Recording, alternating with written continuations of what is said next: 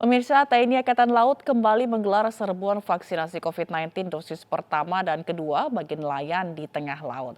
Tidak hanya di laut, serbuan vaksin COVID-19 juga digelar bagi masyarakat di Puncak Cianjur, Jawa Barat.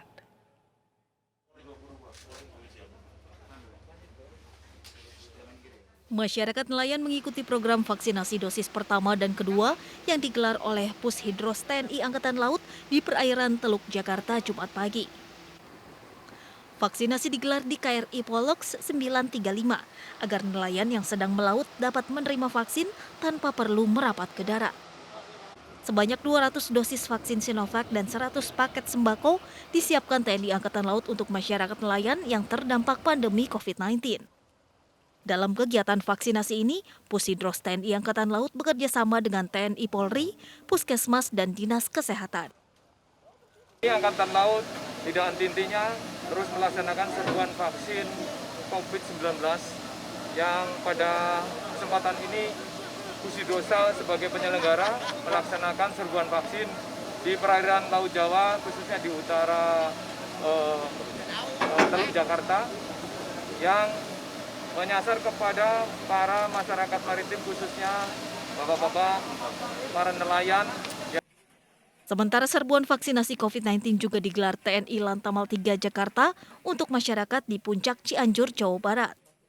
Dalam kegiatan vaksinasi ini sebanyak 1.000 dosis vaksin jenis Sinovac disediakan untuk disuntikan dengan target 1.000 orang tervaksin baik dosis pertama maupun dosis kedua. Pelaksanaan vaksinasi di Kabupaten Cianjur dikarenakan pencapaian target vaksinasi dinilai masih rendah, yaitu di bawah 25%. Kemudian target hari ini kita mungkinkan sampai dengan 1.000. Harapannya ini tercapai dan mudah-mudahan apabila ini tercapai kita bisa mengurangi persentase yang belum tervaksin dan akan menambah persentase yang sudah tervaksin. Dengan kegiatan vaksinasi massal ini ditargetkan bisa membantu pencapaian target vaksinasi yang ditargetkan hingga bulan Desember nanti bisa mencapai 70%. Dari Jakarta dan Jawa Barat, Tim Liputan iNews melaporkan. Badan Intelijen Negara juga menggelar vaksinasi massal serentak di sejumlah daerah di Indonesia. Selain menyasar pelajar dan santri, vaksinasi juga menyasar warga yang dilakukan secara door-to-door.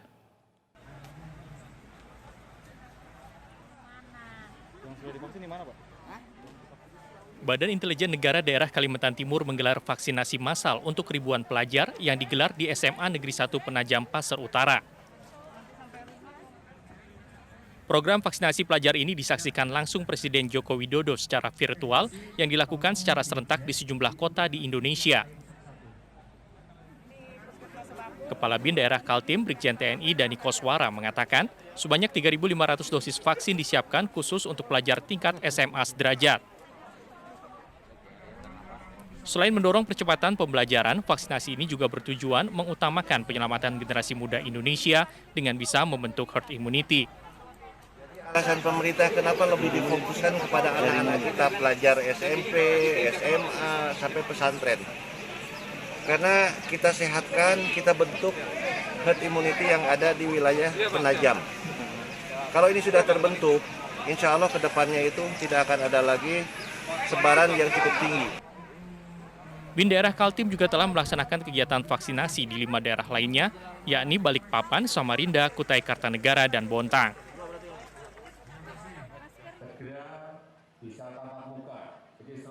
Vaksinasi massal serentak juga dilaksanakan Badan Intelijen Negara Daerah Lampung di Kabupaten Tulang Bawang untuk 3.500 pelajar dan santri yang dipantau langsung Presiden Jokowi secara virtual. Selain pelajar, Binda Lampung dan Pemkab Tulang Bawang Barat juga melakukan vaksinasi secara door-to-door ke rumah warga dengan memberikan 4.000 dosis vaksin. Untuk kita siapkan 7.500, 3.500 untuk para siswa, karena para siswa itu adalah generasi muda yang harus kita amankan dan mereka agar dapat pembelajaran tatap muka. Sedangkan untuk yang door to door ada 2 tempat, masing-masing 2.000. Kegiatan vaksinasi yang digelar BIN ini serentak di 10 provinsi dengan total 107.000 dosis vaksin. Tim kontributor iNews melaporkan. Pemerintah DKI Jakarta bersama sejumlah ormas Islam menggelar vaksinasi massal di gelanggang olahraga Ciracas, Jakarta Timur. 1.000 dosis vaksin untuk vaksin tahap pertama dan kedua.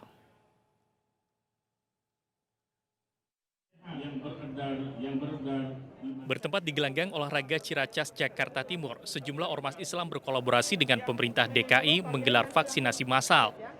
Sebanyak 1.000 dosis vaksin disediakan untuk masyarakat DKI Jakarta yang belum tervaksin tahap 1 maupun tahap kedua. Kegiatan vaksinasi massal ini menggunakan dosis vaksin AstraZeneca, dosis vaksin Sinovac, dan juga dosis vaksin Moderna. Semakin banyak organisasi-organisasi kemasyarakatan, organisasi keagamaan yang ikut serta terlibat di dalam pelaksanaan vaksin ini. Karena sebagaimana kita ketahui bahwa vaksin ini menjadi salah satu upaya dan ikhtiar di masa pandemi COVID-19. Ikhtiar yang dilaksanakan ini menjadi salah satu kata kunci agar warga masyarakat khususnya di DKI Jakarta bisa terbebas dari COVID-19. Dengan adanya vaksinasi ini diharapkan dapat membantu pemerintah dalam capaian vaksinasi untuk meningkatkan herd immunity. Indonesia kembali kedatangan 2 juta vaksin Sinovac, bantuan dari pemerintah Tiongkok dan perusahaan Sinovac. Namun masih dibutuhkan upaya keras dan peran masyarakat untuk memenuhi target 208 juta penduduk Indonesia tervaksinasi.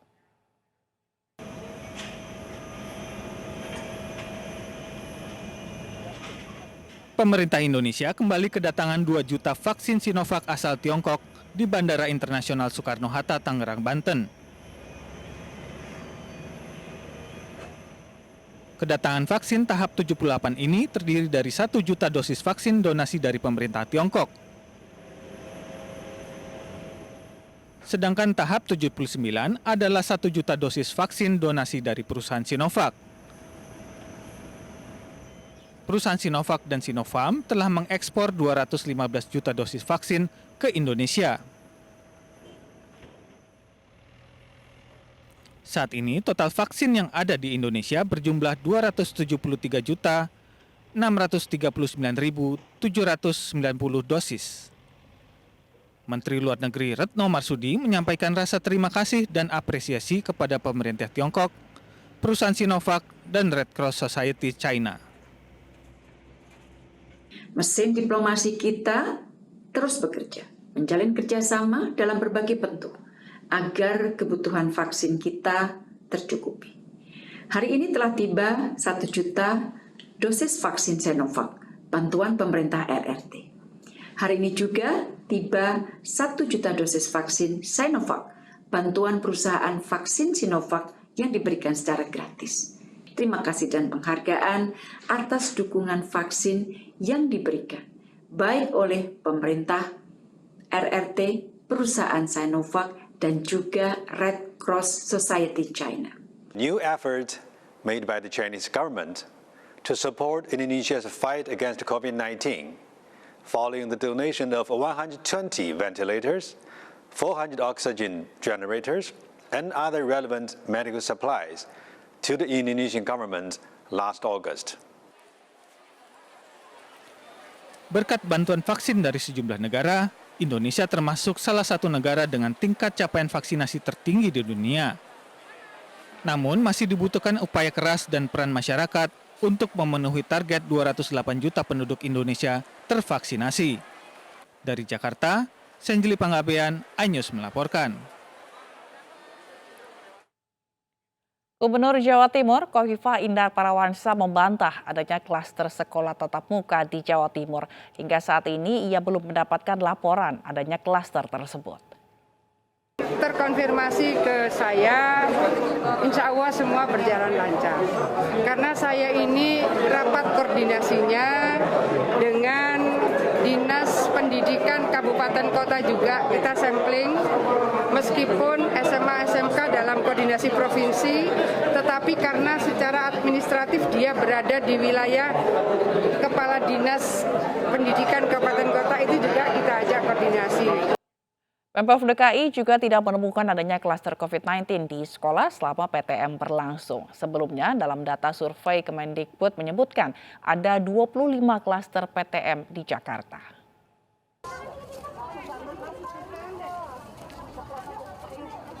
Pemprov DKI Jakarta telah memeriksa data survei Dirjen PAUD Dikdasmen Kemendikbud perihal temuan 25 klaster COVID-19 di sekolah selama pembelajaran tatap muka. Namun penelusuran Dinas Pendidikan DKI Jakarta tidak menemukan fakta yang sesuai. Survei ternyata dilaksanakan sebelum PTM dimulai, sehingga tidak ada hubungannya dengan PTM terbatas di DKI Jakarta yang baru dimulai 30 Agustus 2021. Wakil Gubernur DKI Jakarta Ahmad Riza Patria juga meyakini sekolah-sekolah di ibu kota telah menjalankan protokol kesehatan yang ketat untuk mencegah klaster COVID-19. Sejauh ini kami meyakini proses pembelajaran di sekolah-sekolah melaksanakan protokol kesehatan yang ketat, dan disiplin dan bertanggung jawab. Namun masih terdapat beberapa sekolah yang bermasalah di Jakarta. Dari hasil evaluasi Dinas Pendidikan DKI hingga tanggal 22 September, ditemukan 1 sekolah melanggar protokol kesehatan. Sedangkan 6 lainnya terdapat kasus positif COVID-19, baik siswa maupun guru. Ya, dari 6 sekolah tersebut, rinciannya 2 dari sekolah dasar, di mana ada masing-masing 1 siswa yang terkonfirmasi positif, kemudian 1 dari SMP dari seorang guru, kemudian SMK dari seorang guru, dan SMA ada 2, masing-masing 1 dari guru dan 1 dari siswa.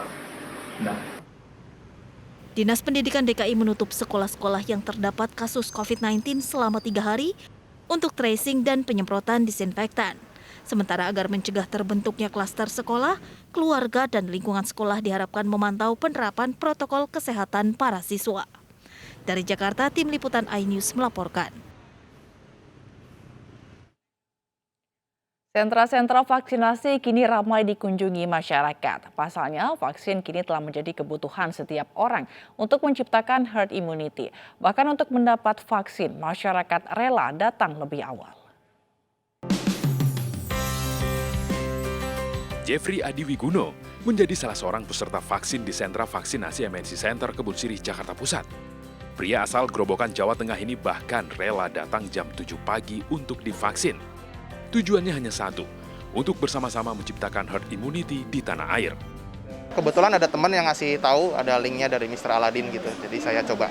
Lancar sih, gampang, antrian lancar, bagus, tempatnya juga rapi, antriannya juga cepat. Tiap hari kita punya target 400 peserta akseptor, di mana kita sasarannya untuk yang pasti ada warga umum sekitar Kebun Sirih yang bekerja di lingkungan kita, di MNC, dan juga warga umum yang ada di sekitar kita. Sentra vaksinasi ini sukses digelar MNC peduli dengan Dinas Kesehatan DKI Jakarta, Puskesmas Kecamatan Gambir, dan Mr. Aladin. Dari tanggal 20 hingga 23 September 2021 di MNC Center Kebun Sirih, Jakarta Pusat. Dari Jakarta, Rian Rahman, Indra Setiabudi, iNews melaporkan. Tarif tes swab antigen di stasiun kereta api yang semula Rp80.000 turun menjadi Rp45.000. Tarif baru sudah berlaku sejak 24 September 2021.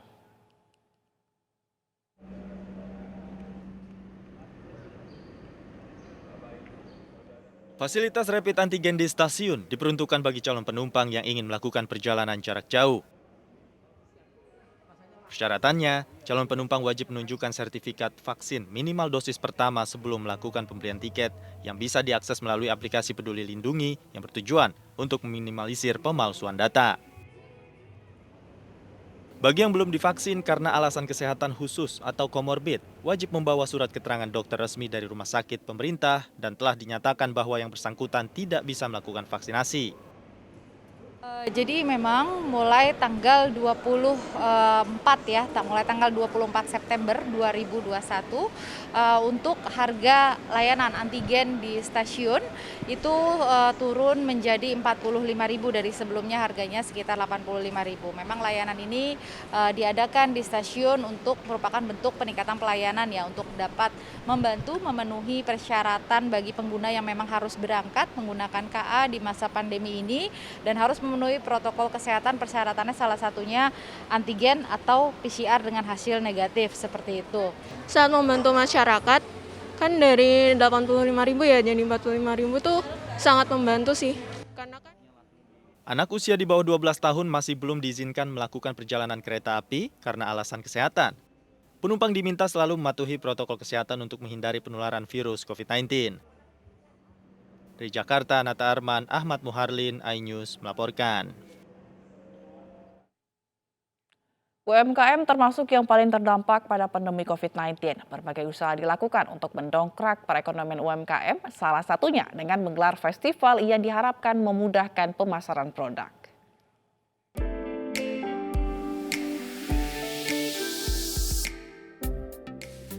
Untuk membantu pelaku UMKM bangkit dari dampak pandemi COVID-19, Aston Kartika Hotel dan Convention Center mengadakan Kartika Fair 2021, yakni Festival UMKM Expo 2021 sejak bulan Agustus dan berlangsung hingga kini. Peserta Kartika Fair 2021 terdiri dari pengusaha seni, jasa fotografi, karangan bunga, dan juga kreasi kerajinan tangan lainnya. Kegiatan ini dilangsungkan dengan protokol kesehatan ketat agar dapat saling menjaga selama pandemi COVID-19.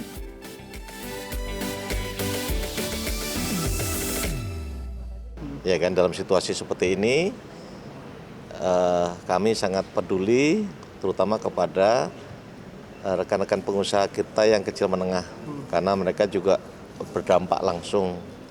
Kita kasih ruangan, kita kasih tempat, ayo sama-sama kita gelar di sini, mudah-mudahan ada manfaatnya, dilihat oleh banyak orang karena kan di sini banyak tamu, banyak yang datang ke sini untuk banyak hal ya. Kami berharap habis dari sini akan ada ide-ide kreatif yang lain. Karena berakhir nanti September, tapi saya Oktober, November udah punya jadwal. Di satu sisi, nun sewu Pak, mungkin ini bisa dijadikan event tahunan kami, bahwa ini akan dijadikan mercusuar untuk membela UMKM. Kartika Fair 2021 masih terbuka bagi semua pelaku UMKM yang ingin bergabung. Dari Jakarta, Muhammad Ardi, Purwadi, iNews melaporkan.